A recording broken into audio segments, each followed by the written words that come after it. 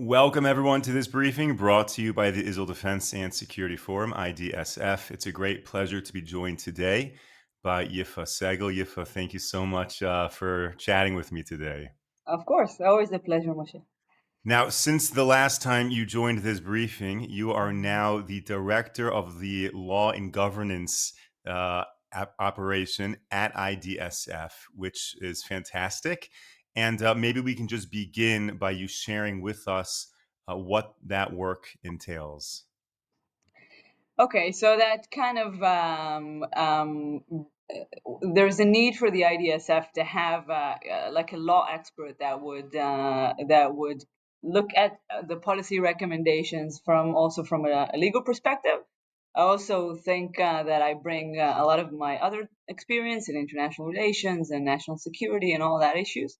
So we try to advise on policy, suggest bills, make sure that some laws exist in the law book in Israel. It's a common problem in Israel and in every country in the West that laws exist, but they are not properly enforced, sometimes not enforced at all. So it's a part of my job is to try to find these areas where we have to make sure that laws are properly enforced, and a bunch of other things. So, for example, there was a lot of talk about the idea to establish a humanitarian city in South Gaza, in the area of Rafah, in the last few days, and a lot of criticism has already been lauded, both domestically in Israel, but also, of course, internationally. What I love about quote unquote love about the Israeli case is that a ton of criticism just usually is being unleashed before people even saw a plan. If they understand if there is a potential breach of international law, not going to be a potential breach of international law, but there's already a lot of criticism. So I took it upon myself to write a legal advice, including some recommendations of how you can make this work from an international law perspective, what you should avoid, but also some policy recommendations on how to best kind of do it, to make it more efficient, to help kind of use this humanitarian city idea into helping Israel and the IDF finally fulfill or greatly advance our goals of the war in Gaza. And I think the issue of humanitarian the issue of humanitarian aid, but also the issue of Hamas, keeping the control over humanitarian aid, but also over the civilian population in Gaza, has hindered significantly our ability to make progress in some areas. And so I believe that this is potentially a strategic solution. By the way, I, as a part of a team at IDSF, wrote and proposed a plan back, I think it was December of 2024. We called it the Humanitarian Administration or Directorate, the Humanitarian Islands, and it's more or less founded on similar principles. And we kind of used UNHCR models of what they do across the world when they decide it's the best strategy to establish humanitarian cities. They call it communities or settlements or safe zones. There are different names to the same basic thing. And you can see examples in across the world, from Ukraine to Syria or Sudan or a bunch of other places. So this is a very common practice. I'm sorry, it's a very long answer to your question. So I'll stop here. Excellent. So the military itself has its legal apparatus, and then the state has a Supreme Court, has an Attorney General.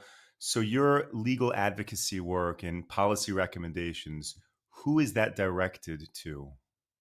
So I think there are a few layers, right? I mean, the work generally of IDSF or think tanks or NGOs or anyone who's trying to influence policy, I see it in with different kind of layers. So directly we can approach with our suggestions cabinet members, government members, Knesset members more broadly, and then the Ministry of Defense, professionals on the ground, the IDF, or various ministries or authorities, whoever this may concern. and just try to give our insights. And often there are different angles that not everyone thinks of, different solutions, different creative thinking, kind of out of the box thinking of how to maybe bypass certain challenges, or how to explain things in a better way to the international community or even domestically. So that's one layer. Second one, I think, is the general public in Israel. I think people here are very concerned. Obviously, we've been in this war for so long, and people want to know that there's a purpose, there's thinking, there's someone behind this, and they want to understand, and they want answers to the criticism. Of course, there are also activists who are facing the vile anti-Semitic rhetoric, or even professional criticism, and they need answers, and they want to turn to professional organizations for help. And I think on the third level, you have the international community that we also try to often publish in English, make interviews like this one, but in other platforms, of course, address policy makers around the world, and so on and so forth. So it's basically everybody. Okay, so let's talk about this humanitarian city for a moment. Can you just explain what is the concept of this humanitarian city? How is it legally different than the IDF directing the Gazan population to move here, to move there? Once the Gazans enter this city, are they then barred from leaving? Like, is that the legal issue? What's going on here? So you're asking a very good question, because I also asked myself, why the criticism? Because I mean, unfortunately, the reality on the ground in the Gaza Strip is that from basically day one, we had to evacuate the civilian population from different areas, because Hamas is entrenched within these areas, entrenched within some of these so-called civilians, right? They're masqueraded as civilians, and then on the other hand, they use the civilians as human shields. They exploit them. They force them into recruitments. And of course, the whole issue of humanitarian aid, that we've seen evidence of humanitarian aid being stolen by Hamas, used by Hamas, and then sometimes being sold back to the population at very high, very steep prices. So this is obviously is serving Hamas very well.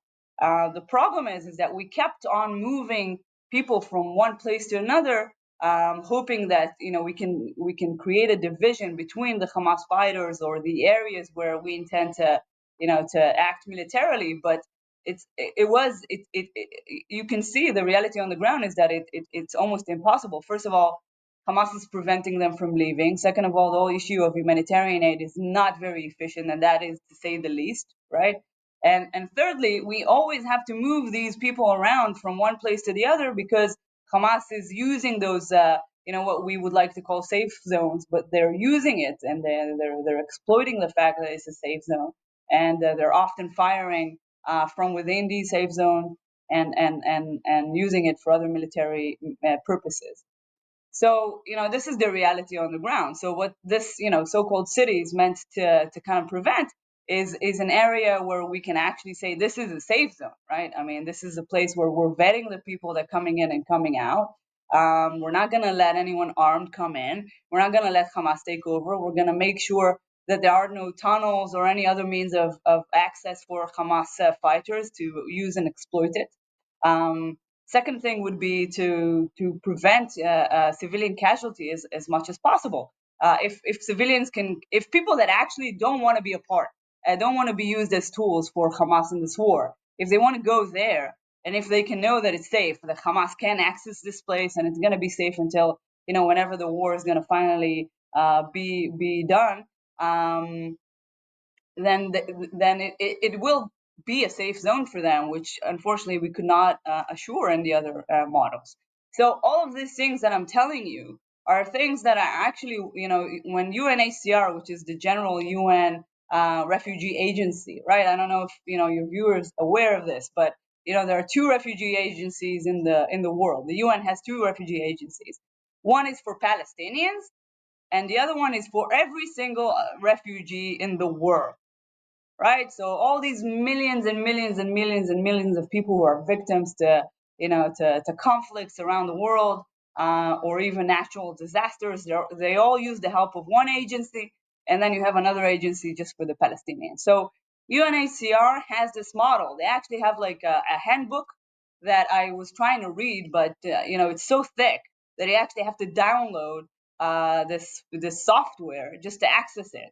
So yeah, so it's very detailed, and they explain what they would recommend, like the size of every tent, how many bathrooms, what kind of sanitary services, et cetera, et cetera, et cetera. And they explain, like in some cases, this is the best possible solution for the humanitarian crisis, and for exactly the reason that I just mentioned, right? So if you want to avoid the exploitation of the civilian population by the armed group that is controlling the territory, this is a perfect solution. If you want to make sure that humanitarian aid is actually distributed in an efficient way, this is the best possible way in some scenarios. Um, all these things kind of exist. I actually copy paste them in my report, some of it from the UNHCR handbook or website, and a lot of what they're saying, including the Red Cross, by the way. So yeah, so the criticism is something I really don't understand. Like, we have tried. What is it now? A year and 9 months. We have tried all kinds of things. I mean, we still can't get people to be. We can't prevent the leverage that Hamas has over these people. We can't prevent Hamas from stealing and rediverting a lot of the humanitarian aid. We can't prevent a lot of these things, civilian casualties, all of these horrible things. So if you are saying on one hand that you have so much criticism for why all these things are going on in Gaza, then why not allow us to try a model that is widespread, that is common practice in the international community, that might potentially resolve a lot of these really difficult issues. Now, as for the issue of coming in and out, honestly, like I told you in the beginning, I tried to see, to actually read the plan. I couldn't access it. And I know for a fact, because I have asked a lot of these critics, have you seen a plan? No one did. So I don't believe that there's an interest in preventing people from leaving. That would not make much sense to me. There are some precedents, by the way. I remember reading about, there was a camp that was created for the wives and children of ISIS fighters, and they explained it, for their own security or whatever. It doesn't matter. But I think there are a lot of other kind of methods that we can use. For example, if you create biometric ID cards, and then you have like security checks when people come in and come out, and you just verify the identity, that's fine, right? I mean, let people come in, come out, just have it be like any other city, just so whenever you are inside the city, you're protected. That would be the idea. And the distribution of humanitarian aid would only be allowed to take place inside the compound, so we know who is taking the humanitarian aid. We know the Hamas is not stealing it. So I don't see any reason in preventing them. But again, if there is some justification, and someone would tell me what it is, then I would be happy to, kind of give my input on it. But I doubt it's a real thing. So I'm just, I don't know, but I doubt. Now, the benefit of building a humanitarian city in southern Gaza is it takes the civilian population from the rest of Gaza, puts them in a safe zone, and allows Israel to operate, to clear out, to do what it needs to do to win the war in the rest of Gaza. But the flip side potentially is the long-term consequences, because for example, the UNRWA in the 1940s, 50s, and 60s created these camps, these refugee camps in Israel, in Lebanon, and Syria. And those, by creating those established camps with legal designations, it created a legacy of a new type of community, a new designation for those people. Is there a concern that you create a humanitarian city and has a certain set of laws, and it's not just another zone? Will it perpetuate a long-term problem in Gaza? So I think it's an excellent question, and it's a good kind of issue to raise for us, right? So I think the answer for me, I think the answer is very simple. I mean, if you look at again at the UNHCR practice around the world, I mean, what they intend to do in all of these crisis situations around the world is to make sure that you remain a refugee for as short term as possible, right? If they can solve your problem, if you can be assimilated, whether back into your communities or into a new community, that would be what they would encourage you to do, and this is what they would act to kind of try to facilitate as soon as possible and as efficiently as possible. So, in contrast to that, which makes perfect sense, right? Because if you have a person who relies on donations and international aid, then you would want that person to become independent and off, the list of beneficiaries as soon as possible. So that makes perfect sense. In contrast, UNRWA does the exact opposite. UNRWA is meant to perpetuate the conflict, to perpetuate the problem of the so-called refugees. The practice of UNRWA is completely different, 180 degrees different from the practice of UNHCR, again, dealing with all other refugees around the world. So, for example, UNRWA gives refugee status to offsprings, to descendants of the original so-called refugees. UNHCR does not do that. If you are the son or daughter of a refugee, okay, fine. Wherever you were born, you have the rights of that place, and that's over and done with.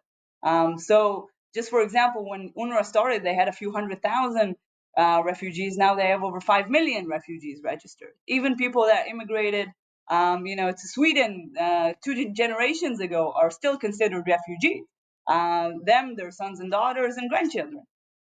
Also, if you consider Gaza or parts of Judea and Samaria as Palestine, right, as they do, then how can you be a refugee if you are still within the territory of your so-called national homeland? That also does not exist with UNHCR practices. So my point is this: if we don't repeat the mistakes of UNRWA, then there's absolutely no reason in the world why this should go on, why we should duplicate such a mistake. I mean, there are so many other practices that we can learn from that are so makes so much more sense, that are more efficient and more beneficiary to all parties involved, including the actual refugees or displaced people in conflict zones. So there's unfortunately we have a lot of experience, a lot of bad experience that we can learn from. So all it takes is to learn from our mistakes. That's my suggestion. And there's a lot of discussion right now about empowering local clans within Gaza or Judea and Samaria as well, to take on some level of leadership, the whole Emirates idea. Would any of that be relevant in this proposed humanitarian city, to have some type of level of governance by the local population? Yeah, well, yes and no. First of all, a lot of there's no kind of standardized a notion of who's running the camps with UNHCR, but what you can see is often they have like a, a directorate or whatever you want to call it that is running the day-to-day life together with local leaders. I mean, this is what they prefer if this is possible, because then you can allow for local leadership to kind of rise. Then you can be more attentive to the needs of the people on the ground. It makes perfect sense. So if we can use their idea, which I think is a great idea, and actually identify positive elements within the population that we can then kind of integrate into managing the day-to-day life of the humanitarian city, I think that's an even better situation for everybody.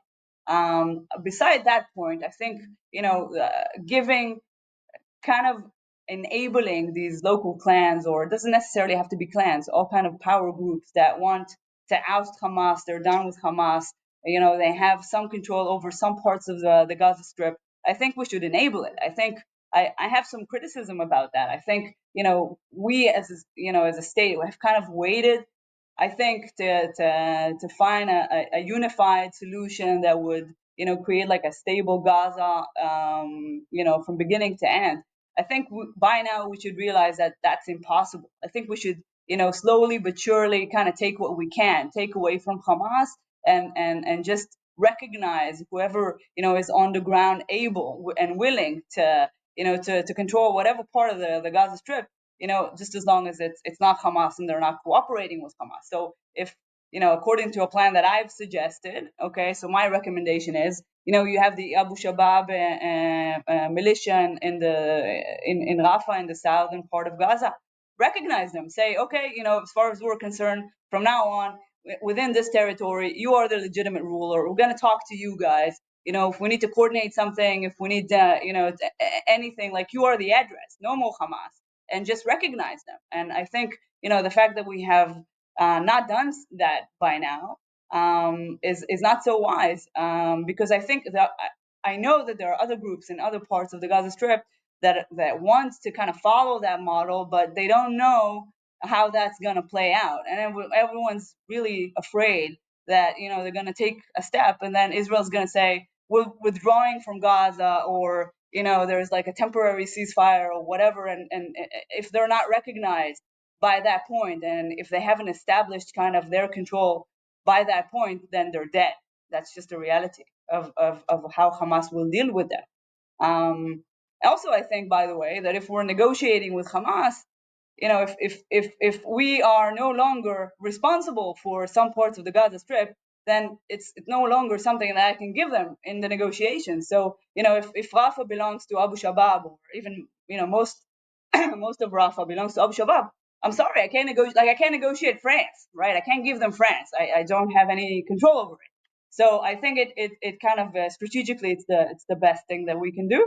But it does create a lot. It does require a lot of courage and creativity, because it varies significantly from what the West is kind of preferred model, let's say, of the West. It's always about not splitting up states, always about having one entity, one address to talk to. Everyone's afraid of this might hurt the two-state solution potential future, whatever. So, but we need to be brave about it and explain, not only is this not like distancing the possibility of peace between Israel and the Palestinians, it's actually the only way forward, because as long as you have a group like Hamas, or even a Palestinian Authority that is dedicated to our destruction, and that's basically their sole identity component, then no two states, no nothing. There will never be peace. So anything that you do that kind of breaks that paradigm brings us closer, maybe potentially, maybe in 20 years, but at least something different than what we've seen, for the last 100 years.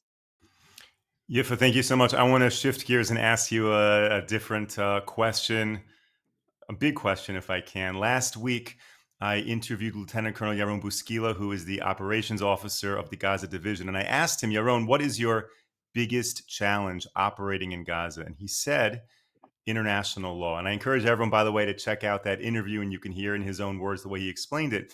He said that when they're planning operations, they see terrorists engaging in certain activity, and the IDF is limited because of their care and concern for international law, which he believes is challenging, because the international law was created when countries fight each other and not when a civilized country fights a terrorist organization. And he wanted to make a distinction between morality and ethics, and then the limitations placed on the IDF because of international law. So you, Yifa, are an international law expert. I'm wondering if you care to weigh in on that issue. Yeah. So international law. Look, there's international law and there's interpretation of international law. So whenever Israel is involved, you would always get like the most extreme, completely out of whack interpretation of international law, and this is what they're trying to apply to us. Having said that, I think that we as a society also kind of share the values and principles that are the cornerstones of international law, and so we really don't want to harm civilians. There is no desire in Israel anywhere to harm a child, whether it's the son of the most arch terrorist, right? So I think we have the tension between these two issues. I think on paper, yes, you can justify a lot of these operations that are being canceled at the last minute by the IDF, because they're saying, oh my God, we thought there were only going to be 3 civilians, but now we see there are 5 civilians. So we're not going to go after this leader of Hamas because of this new situation that is now unfolding. So But I want to bring you back to the humanitarian issue. I think that if we can make the war finally, if we can make the war shorter, if we can create a real solution, for people, if we can say, if you're really not a member of Hamas, if you really don't support Hamas, if you really don't volunteer yourself and your children to be human shields and to be martyrs in this, hateful war that Hamas is waging, then you have a solution. Here's the humanitarian city. You'll be completely safe there. Or go and be under the, this new, whatever you want to call it, like temporary emirate or whatever we'll call it, of the Abu Shabab or anyone else. Just don't be here in this area where Hamas is controlling the territory and the people, and then say, I'm a poor victim, as they're trying to portray it. I think that creating a real solution for this problem will enable us to finally put an end to a lot of the concerns, again, both domestically and internationally, not just internationally. But again, international law is a matter of interpretation, and unfortunately, often we're just, it's just a weapon that is being used against us. It's just the truth. Yifa Segel, thank you so much for joining me today. Thank you to all of our viewers and supporters for tuning into this briefing. We will be back with you tomorrow, 10 a.m. Eastern Time, 5 p.m. here in Israel. Until then, stay safe, stay strong. Take care, everyone.